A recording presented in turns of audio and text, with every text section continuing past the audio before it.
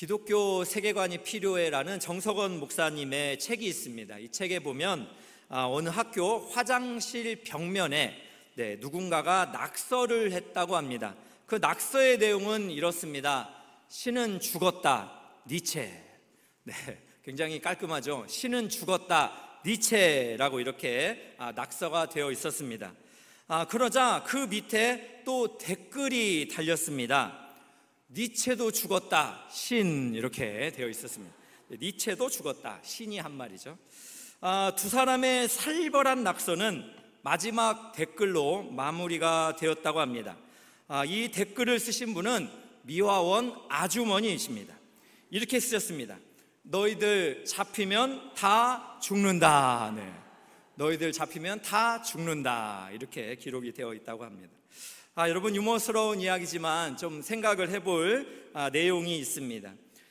니체라는 철학자는 신은 죽었다라고 말을 하면서 종교에 사형 선고를 내렸습니다. 그러나 그가 내린 사형 선고에도 불구하고 종교는 너무나 많습니다. 일본이라는 나라는 듣기에 800만의 잡신이 있다라고 참 들은 적이 있어서 너무나 안타깝고요. 또 많은 사람들을 보면요, 외계인을 믿는 종교도 있고요, 동물이나 사람이나 자연을 믿는 종교도 있고요, 심지어는요 AI를 숭배하는 종교도 등장을 했다고 합니다. 여러분, 사람의 마음에는 하나님께서 창조하시고 또 하나님께서 채워야 되는 그러한 공간이 있습니다. 그런데 그 공간을 하나님이 아닌 하나님을 대신할 만한 것으로 채우다 보니까 인간은 항상 공허함을 느끼면서 살아가고 있습니다. 여러분, 출애굽기 7장에서 12장까지의 말씀을 보면 이제 하나님께서 그 바로 때문에 그렇게 애굽에 10가지 재앙을 내리는 그러한 내용이 나옵니다. 바로는 끝까지 하나님께서 이스라엘 백성들을 광야로 보내서 그렇게 예배하라라고 말했지만 끝까지 허용을 하지 않습니다. 그러다 보니까 이제 하나님께서 극적으로 개입을 하시면서 하나님의 하나님됨을 나타내고 있는데요, 오늘 우리가 함께 읽은 14절부터는 그 10재앙의 처음 시작인 나일강의 물이 피로 변하는 그런 이적을 보여주고 있습니다. 여러분, 그 나일강이라는 것은 애굽 사람들에게는 굉장히 생명의 강이었습니다. 거기에서 물고기도 얻게 되고 또 살아갈 물도 얻게 되는, 그러면서 애굽 사람들은 나일강을 하나의 신처럼 그렇게 섬겼습니다. 그런데 그들이 생명줄로 생각했던 생명의 강 나일강을 하나님께서 지금 치시는 거예요. 그래서 이 생명의 강 나일강이 어떻게 됩니까? 고기가 죽고 악취가 나는 죽음의 강으로 변화가 되어집니다. 우리는 이 첫 번째 이적 속에서 무슨 생각을 할 수 있습니까? 애굽 사람들이 신으로 생각하는 이 나일강을 하나님께서 더 크신 능력으로 그의 권세를 심판하신다라는 것을 우리가 이렇게 살펴보면서 앞으로 있을 나머지 9재앙도 애굽 사람들이 신으로 여기는 생각하는 그러한 것을 하나님께서 심판하시겠구나라는 것들을 짐작을 해볼 수가 있습니다. 그래서 여러분, 좀 이해하기 쉽게 제가 좀 그림을 좀 가져왔습니다. 이렇게 좀 정리를 해봤는데요, 10가지 재앙을 보면 피, 개구리, 이, 파리, 악질, 독종, 우박, 메뚜기, 흑암, 그리고 사람이나 짐승을 막론하고 애굽 땅에 있는 모든 처음 난 것을 죽이는 이 10가지 재앙입니다. 그런데 이 10가지 재앙에는 특징이 있습니다. 뒤로 갈수록 더 심화되고 파괴력이 더욱 커진다라는 것입니다. 첫 번째 재앙은 나일강의 물이 피가 되는 사건으로 시작을 했습니다. 그래서 이제 그 다음은 개구리, 이 파리가 애굽 전역에 출몰을 합니다. 이어서 재앙은 악한 질병으로 가축이 죽고 악성 종기, 또 우박, 메뚜기, 흑암으로 생명을 파괴하는 것으로 상승이 되고, 그리고 인간의 생명을 취하는 것에서 정점에 달합니다. 그렇다면 이 하나님께서 이집트에 행하신 이 10가지 재앙을 통해서 하나님께서 지금 바로와 그리고 애굽의 사람들과 그리고 이스라엘 백성들에게 말씀하시고자 하는 것이 무엇일까? 오늘 본문에서 우리가 한 두 가지 발견하기 원합니다. 첫 번째는 재앙은 거짓 신들을 향한 심판이다라는 것입니다. 이 10가지 재앙은 거짓 신들을 향한 하나님의 심판이다라는 것이에요. 이 10가지 재앙은 이집트 사람들이 믿는 신과 깊은 인과관계가 있습니다. 그래서 하나님께서 이집트를 징계하셨다라는 것은 이집트의 신을 징계하신 것, 또 그 신을 대변하는 바로를 바로 심판하신 것을 우리가 알 수가 있습니다. 예를 들면 첫 번째 재앙에서 이렇게 나일강의 신 하피를 징계한 것이고, 또 쭉 살펴보면 흑암의 재앙은 그들이 섬기는 태양의 신 라를 징계한 것이고, 그리고 마지막 재앙도 생명을 준다는 그들의 신들을 징계한 것입니다. 이 10가지 재앙이 바로 애굽이 믿는 신들을 향한 심판이다라는 것을 우리가 궁극적으로 알 수 있는 말씀은 출애굽기 12장 12절에 이렇게 말합니다. 하나님께서 10번째 재앙을 행하시면서 하신 말씀이죠. 그 밤에 애굽 땅에 두루 다니며 사람이나 짐승을 막론하고 애굽 땅에 있는 모든 처음 난 것을 다 치고 애굽의 모든 신을 내가 심판하리라. 나는 여호와라. 네. 애굽의 모든 신을 내가 심판하리라. 나는 여호와다라고 우리 하나님께서 분명히 그 크신 능력을 보여주시면서 너희 애굽 사람들이 믿는 신이 얼마나 허망하고 거짓된 것인지를 분명하게 심판하면서 보여주고 있습니다.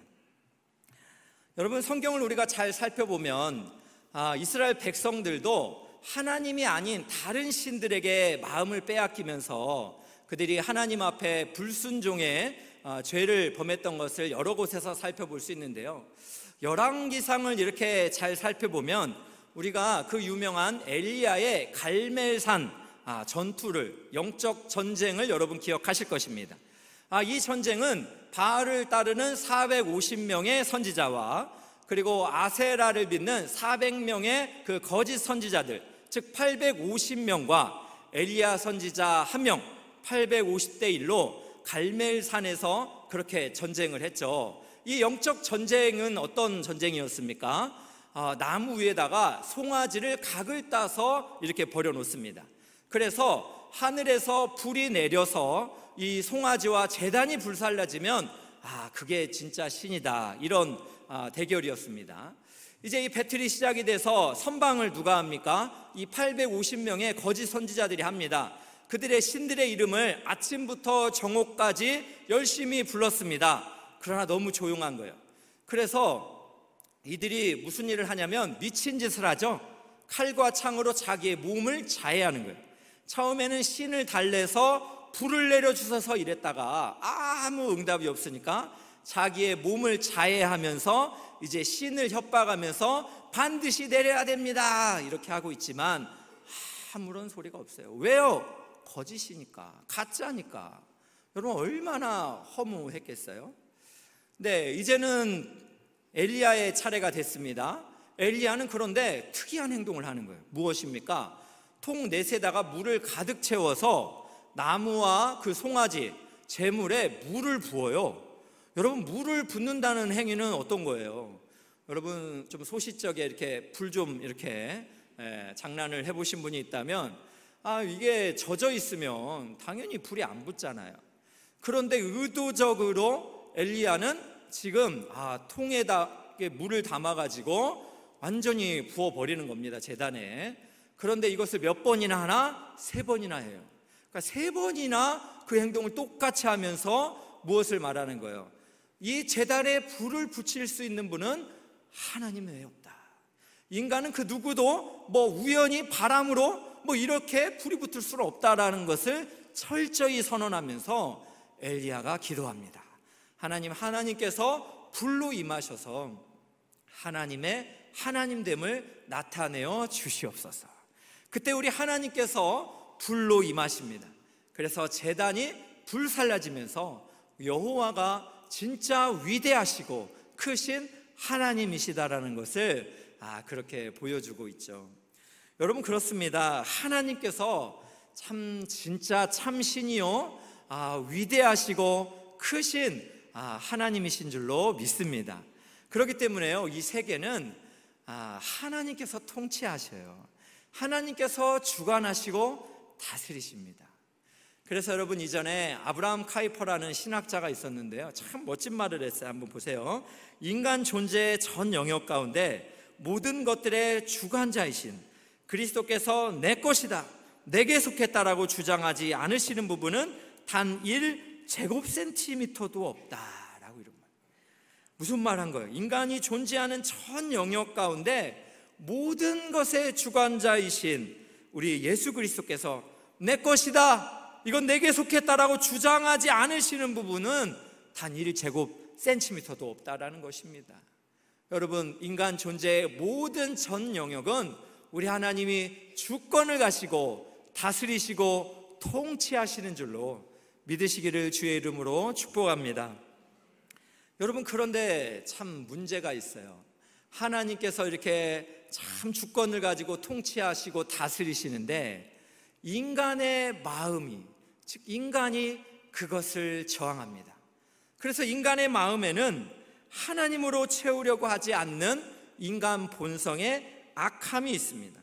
하나님만으로 채워야 인간이 충만함을 느끼는데, 이 하나님이 채워져야 될 이 공간에 하나님을 대신할 것들을 마치 하나님의 것처럼 채우게 됩니다.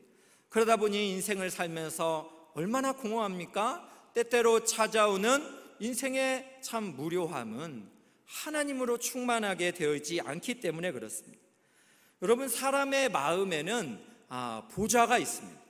하나님께서는 모든 것을 다스리시고 또 사람을 통치하시기 원하기 때문에 예수를 주로 고백하는 사람들은 이 마음의 보좌에 하나님께서 그렇게 좌정하셔야 됩니다.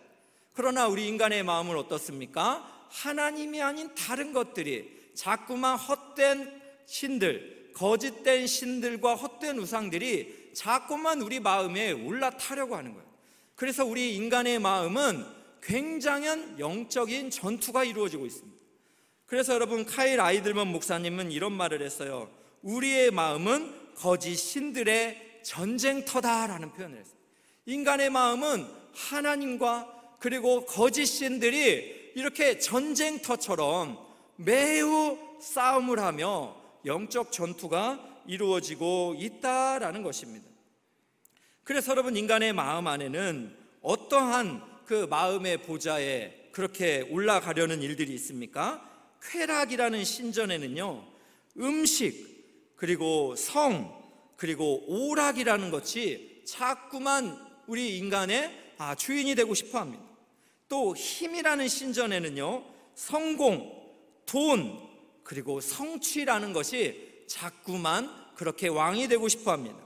사랑이라는 신전에는요, 로맨스의 신, 또 때로는 가족의 신, 때로는 나라는 신이 그렇게 자리를 잡으려고 합니다. 여러분, 우리가 하나님보다 더 사랑하는 것, 하나님보다 더 의지하는 것, 그것이 바로 우상입니다. 우리는 저것만 있으면 내 삶이 의미가 있어질 거야, 나도 가치 있는 사람이 될 수 있을 거야, 내가 더욱 중요해지고 안정감이 들 거야 말하는 바로 그 저것이 우리 인생의 우상이 될 수 있다는 것입니다. 그래서 여러분, 이런 이야기가 있어요. 하나님의 최고의 적은 하나님께서 우리 인생에 주신 선물이다라는 표현이 있어요. 여러분, 한번 생각을 해보세요. 하나님의 최고의 적이 누구라고요? 하나님이 우리 인생에 주신 인생의 선물이 하나님에게 있어서 최고의 적이 된다라는 거예요. 여러분, 때로는 우리가 가지지 못했기 때문에 그것을 갈망하면서 헛된 신으로 우리가 그렇게 살아가기도 하지만, 이미 주어진 것을 우리가 잃어버릴까봐 하나님의 자리를 대신하면서 날마다 그것만 생각하며 사는 일들이 벌어질 수 있다는 것입니다. 그래서 여러분, 우리가 잘 알고 있는 팀 켈러라는 목사님은 이렇게 말했잖아요. 우리의 마음은 우상의 공장이다. 우리의 마음은 자꾸 하나님을 대신하고자 하는 우상이 공장처럼 계속 생산이 되고 있다는 것입니다. 여러분, 저는 이것을 묵상을 참 해보며 개인적으로 적용을 해보는데, 이전에 가시나무 새라는 노래가 참 생각이 났어요. 이 노래 가사가 이렇잖아요. 내 속엔 내가 너무도 많아 당신의 쉴 곳 없네. 내 속엔 헛된 바람들로 당신의 편할 곳 없네. 우리 마음에도 그 거짓된 신들, 헛된 우상들, 또 내 속엔 내가 너무 많은 거예요. 내 속엔 헛된 바람들이 너무 많기 때문에 우리 인생의 보좌에 그렇게 자리를 잡으셔야 되는 우리 예수 그리스도가 쉴 곳이 없고 편할 곳이 없는 그런 상태가 되고 있지 않는지 생각을 해보아요.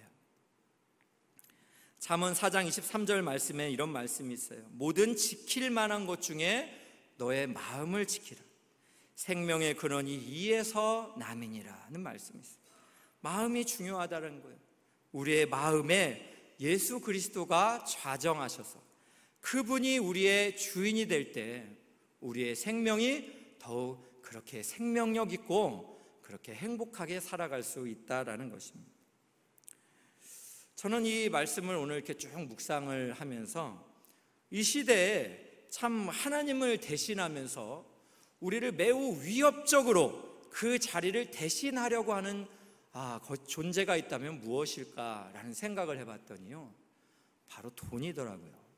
만몬신이라고 말하죠. 요즘 그런데 참 경제가 어렵잖아요. 가정마다 또 참 돈으로 인해서 근심하는 분들이 많기 때문에 이 비유가 좀 적절하지 않을 수 있겠다라는 그런 개인적인 생각도 들었습니다. 그러나 우리가 그러한 환경이라 할지라도 우선순위의 측면에서 생각을 해본다면 이 돈이라는 만몬신을 숭배하는 것, 우리가 좀 생각을 해봐야 돼요. 세상에 많은 사람들은 돈이 있으면 성공과 행복도 살 수 있다라고 생각을 합니다. 그러다 보니 이런 세상의 생각이 우리 예수를 믿는 사람에게도 깊이 있게 찾아오는 것이에요. 그래서인지 제가 어느 책을 봤더니요, 주기도문을 패러디를 한 돈기도문이라는 게 있었어요. 여러분 너무 심각하게 듣지는 마시고 그냥 좀 가볍게 들으면서 한번 생각을 해보면 돼요. 주기도문을 패러디한 돈기도문이에요. 한번 제가 읽어드릴게요. 지갑 또는 계좌에 계신 돈님이시여, 이름이 거룩히 여김을 받으시오며 돈이 판치는 세상이 임하였사오니 현금이 조폐공사에서 이루어진 것 같이 용돈에서도 이루어지이다. 오늘날 나에게 쓰고도 남은 현금을 주옵시고 우리가 우리에게 돈 빌린 친구를 잊지 아니함같이 내가 진 빚은 잊게 하옵시고 우리를 쪼들리게 마옵시고 다만 체크카드 잔액 부족에서 구하옵소서.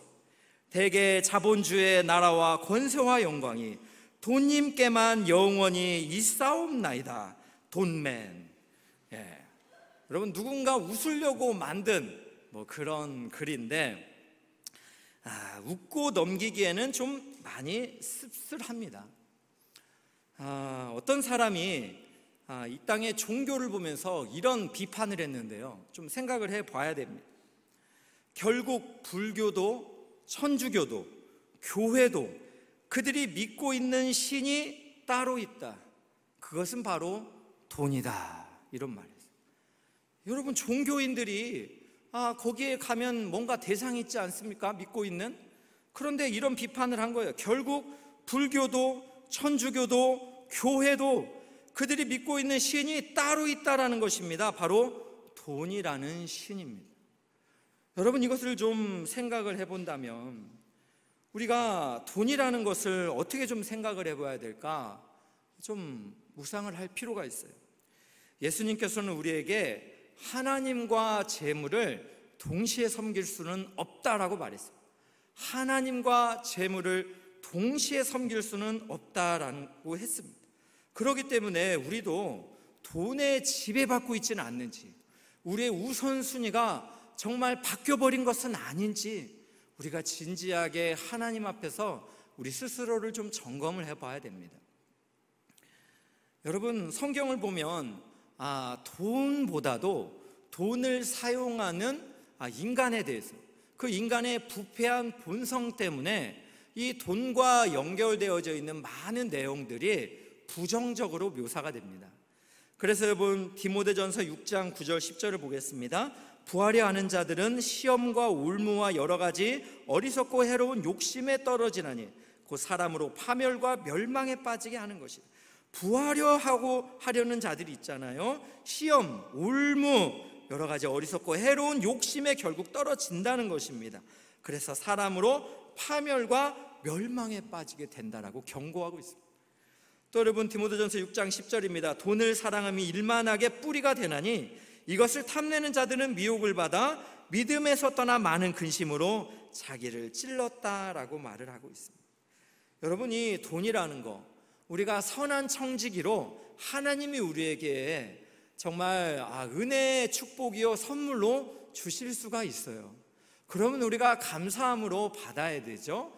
그리고 이 하나님이 주신 축복이 우리 인생의 신으로 자리 잡아서는 안 되는 거예요.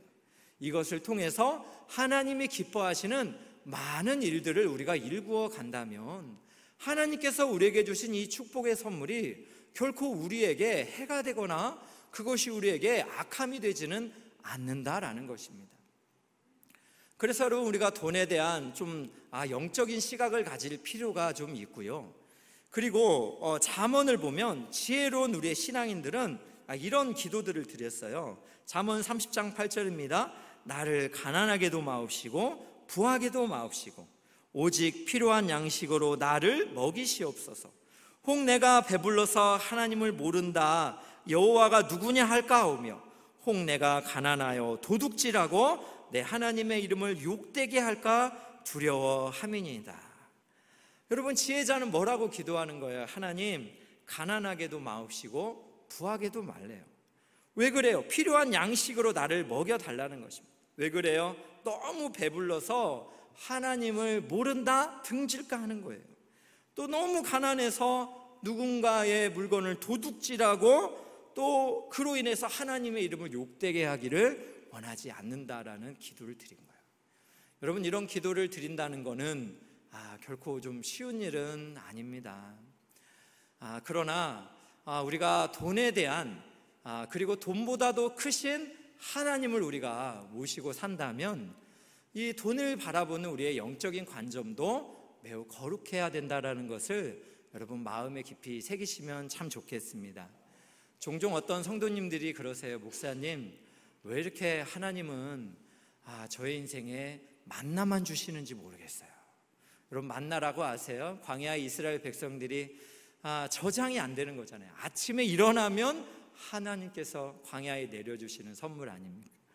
하나님의 인생에 딱 그날만 먹을 수 있는, 그 달과 그 해에만 먹을 수 있는 만나를 주시는지 모르겠어요. 이런 고백을 하면서 성도님들도 이렇게 말씀해요.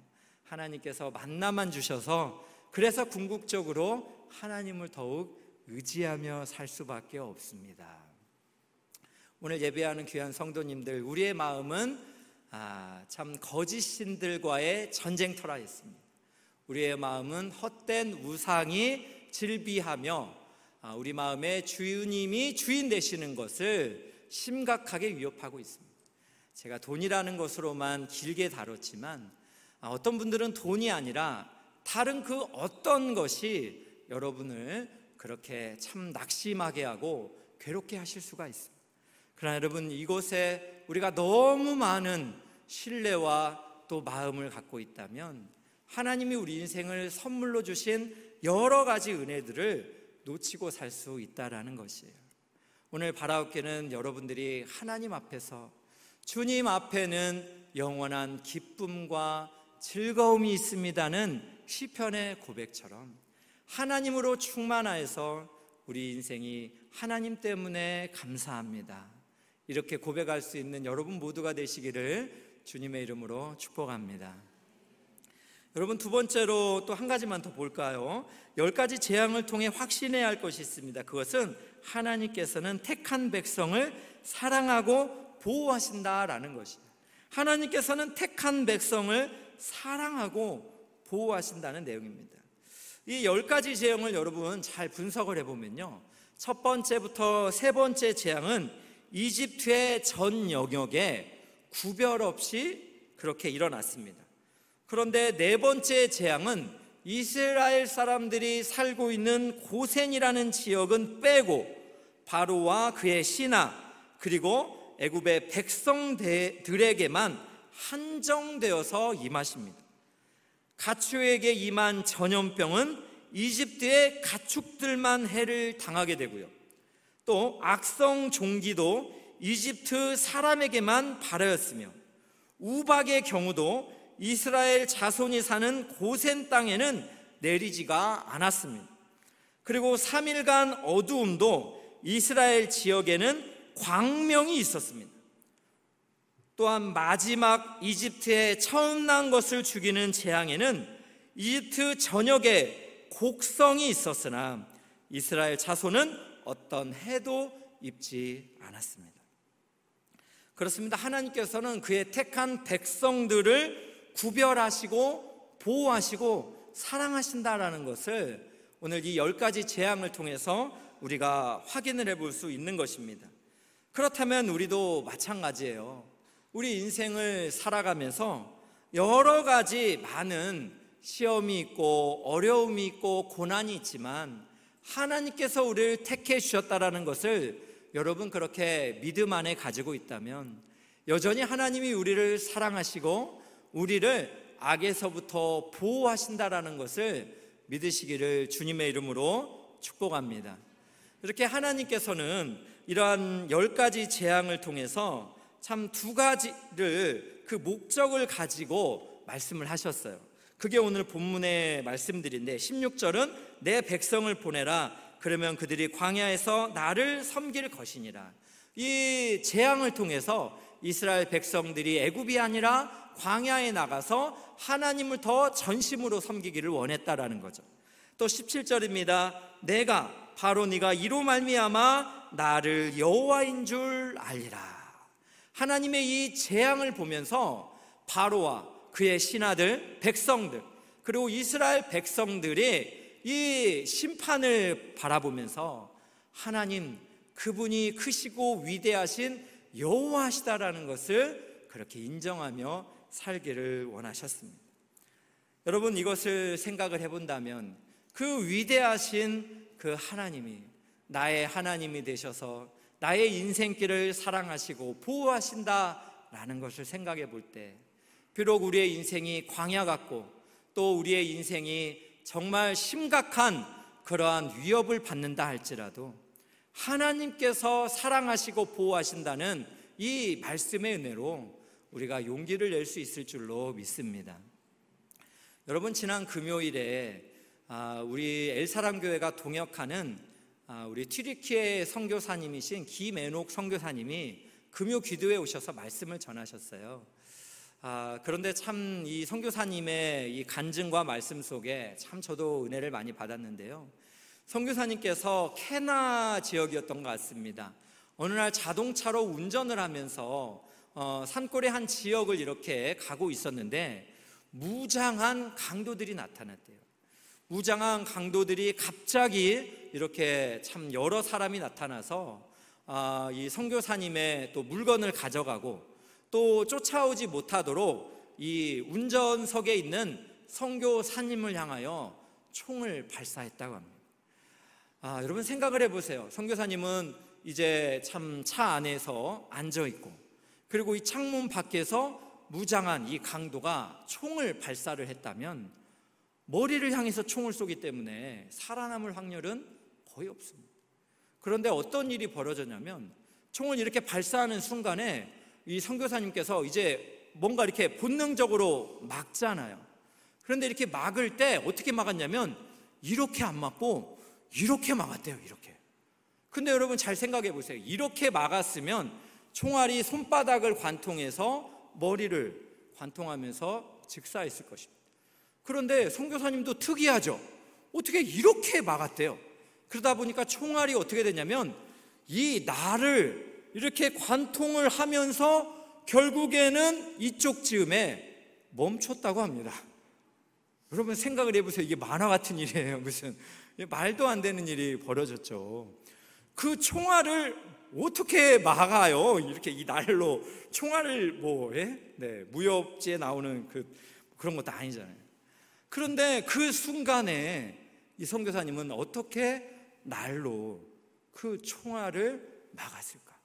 그래서 결국에는 이 총알이 이 손바닥을 관통을 못하고 이쪽 즈음에 걸리게 되면서 병원에 가서 총알을 빼고 생명을 얻게 되었다고 말했습니다.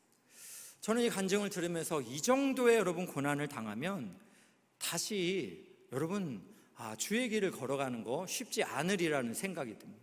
그런데 귀한 선교사님은 하나님께서 나의 생명을 연장시켜 주신 것에 감사를 드리면서 하나님이 남은 인생을 허락하신 것을 기뻐하면서 또 주님의 복음을 전하는 일을 지속하셨어요.